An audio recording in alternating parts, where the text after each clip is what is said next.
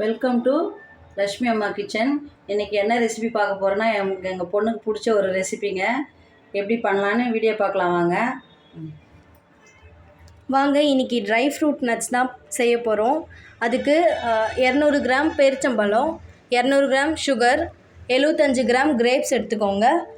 100 gram முந்திரி, 100 gram பாதாம், 50 gram கசகசா, 50 கிராம் பிஸ்தா, 50 கிராம் ஹனி, கீ எடுத்துக்கோங்க. ஏலக்காய் வாசனைக்கு தேவையான அளவு எடுத்துக்கோங்க. முந்திரி, பாதாம், பிஸ்தா எல்லாத்தையும் உடச்சி எடுத்துக்கோங்க. பேரிச்சம்பழம் சீட்ஸ் எடுத்து கட் பண்ணி வச்சுக்கோங்க. இந்த மாதிரி வாங்க வீடியோக்குள்ளே போகலாம். ஒரு பேன் எடுத்துக்கோங்க, கொஞ்சமாக நெய் விட்டுக்கோங்க. இப்போ நம்ம பாதாமை ரோஸ்ட் பண்ண போகிறோம். ரோஸ்ட் பண்ண சாப்பிட்டா தான் சூப்பராக இருக்கும், க்ரன்ச்சியாக இருக்கும். பாதாம் முந்திரி ரெண்டுத்தையும் தனித்தனியாக ரோஸ்ட் பண்ணுவோம். ஃபஸ்ட்டு பாதாம் போட்டுக்கலாம்.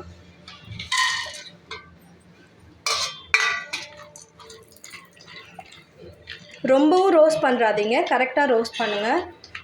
நம்ம ரோஸ்ட் பண்ணுறதுல தான் டேஸ்ட் நல்லா கிடைக்கும். பாருங்கள், இந்த ஸ்டேஜில் ரோஸ்ட் பண்ணி எடுத்துக்கோங்க பாதாமை.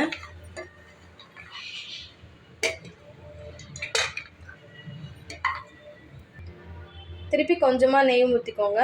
இப்போ பாதாம் முந்திரி வறுத்து எடுத்துக்கலாம்.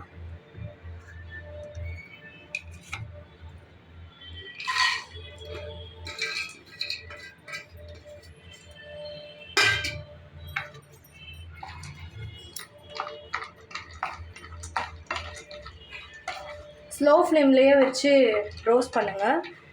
ஏன்னா டக்குன்னு கலர் சேஞ்ச் ஆகிடுச்சுன்னா கருகிடும், அப்புறம் டேஸ்ட்டே மாறிடும். முந்திரி இந்த ஸ்டேஜ் வரைக்கும் ரோஸ்ட் பண்ணிக்கோங்க. இப்போ தனியாக எடுத்து வச்சிடலாம். இப்போது நம்ம எடுத்துருக்க அந்த 200 கிராம் சர்க்கரையை கொட்டிடுங்க. இப்போ இதை ஈவனாக ஸ்ப்ரெட் பண்ணி விட்டுக்கோங்க. அப்போ தான் தண்ணி ஊற்றுற அளவு தெரியும் நம்மளுக்கு.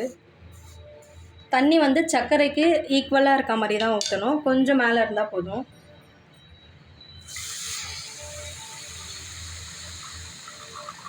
பார்த்துக்கோங்க, இந்த அளவுக்கு தான் தண்ணி ஊற்றணும், அதிகமாக ஊற்றிடாதீங்க.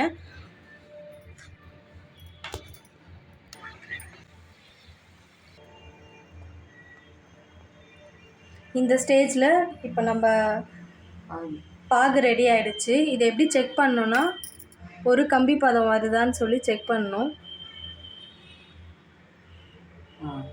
பார்த்தீங்களா, இந்த ஸ்டேஜ் தான் கரெக்டான ஸ்டேஜ். இப்போ நெக்ஸ்ட்டு நம்ம எடுத்து வச்சுருக்க 50 ml ஹனியை ஆட் பண்ணிக்கோங்க ஃபுல்லாக. இப்போ ஹனியும் சுகர் சிரப்பும் ரெண்டுத்தையும் இப்படி நல்லா மிக்ஸ் பண்ணிக்கோங்க. லைட்டாக கொதி வரப்போ நம்ம கட் பண்ணி வச்சுருக்க பேரிச்சம்பழத்தை ஆட் பண்ணிக்கோங்க.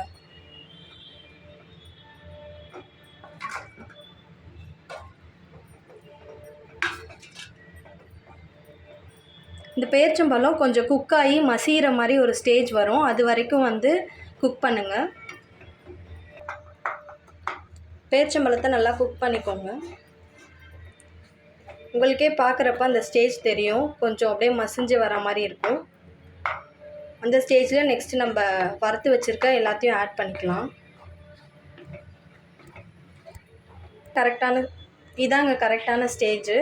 இப்போ நம்ம நட்ஸ் எல்லாத்தையும் ஆட் பண்ணிக்கலாம். கிரேப்ஸ் 50 கிராம் எடுத்து வச்சுருந்தோம், 75 கிராம்ஸ் எடுத்து வச்சுருந்தோம்ல, அதை ஆட் பண்ணிக்கோங்க. கொஞ்சம் மிக்ஸ் பண்ணிவிட்டு நெக்ஸ்ட்டு நம்ம நட்ஸ் ரோஸ்ட் பண்ணி வச்சுருந்தோம்ல, அதையும் ஆட் பண்ணிக்கலாம்.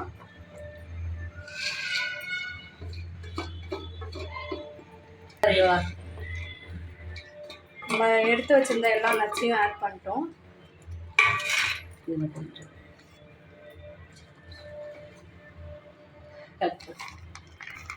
இப்போ பிஸ்தா ஒரு 30 கிராம்ஸ் அளவுக்கு மட்டும் போட்டுக்கோங்க. மீதி லாஸ்ட்டாக யூஸ் பண்ணணும்.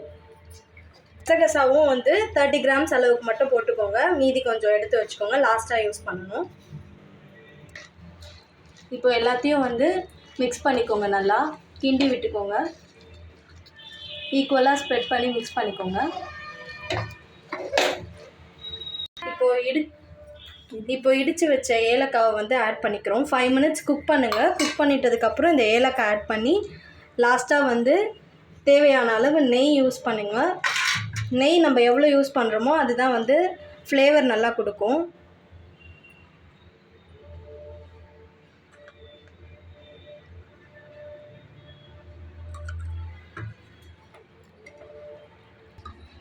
இப்போ ஒரு கட்டிங் போர்டு எடுத்துகிட்டு அதில் நெய் கொஞ்சம் ஸ்ப்ரெட் பண்ணிக்கோங்க.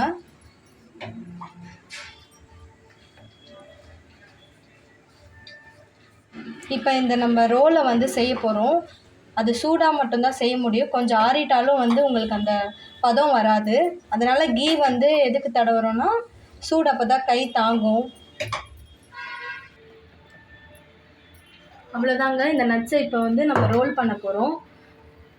எடுத்து நம்ம கட்டிங் போர்டு வந்து ஆல்ரெடி நெய் ஸ்ப்ரெட் பண்ணி வச்சுருந்தோம்ல, அதில் ஆட் பண்ணிக்கோங்க.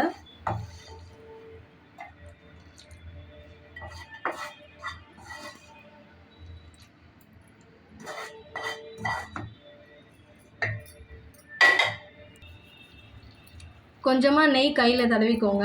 இது சூடு தாங்கும், ப்ளஸ் வந்து ஒட்டாமல் வரும். அதுக்கு தான் ஆட் பண்ணுறோம். இது மாதிரி இப்போது இந்த ஸ்டேஜில் ரோல் பண்ணி வச்சுக்கோங்க. சூடாக தாங்க இருக்கும், கொஞ்சம் கஷ்டமாக தான் இருக்கும். ஆனால் சூட்லேயே ரோல் பண்ணால் தான் கரெக்டாக இருக்கும்.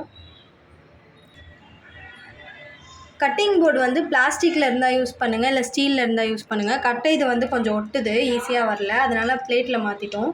இப்போ நம்ம ஆல்ரெடி எடுத்து வச்சுருந்தோம்ல பேலன்ஸ் பிஸ்தாவை வந்து டெக்கரேஷனுக்காக இப்படி போட்டு திருப்பி ரோல் பண்ணி மறுபடியும் அதை ஆட் பண்ணிக்கோங்க. அதே மாதிரி தான் கசகசாவும் வந்து எடுத்து வச்சுருந்தோம்ல, அதை கொஞ்சம் ஆட் பண்ணிக்கோங்க. 2 பக்கமும் நல்லா ரோல் பண்ணி ஆட் பண்ணிக்கோங்க.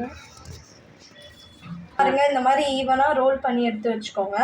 1 hour அப்படியே ரெஸ்ட்டு விட்டுருங்க. அப்புறம் கட் பண்ணி நம்ம ஸ்வீட் ரெடி ஆகிடும்.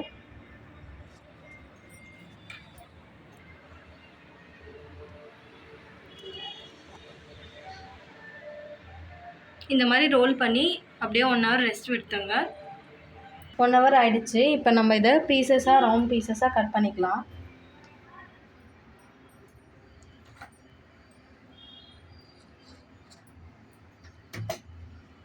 இப்போ பாருங்கள்,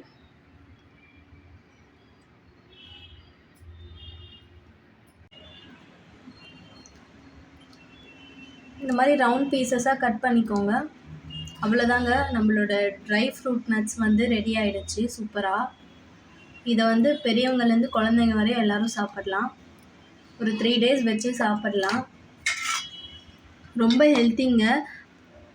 குட்டி பசங்களுக்கெல்லாம் வந்து நம்ம தனித்தனியாக கொடுத்தா சாப்பிட மாட்டாங்க. இந்த மாதிரி பண்ணி கொடுத்தீங்கன்னா அவங்க ரொம்ப லைக் பண்ணி சாப்பிடுவாங்க.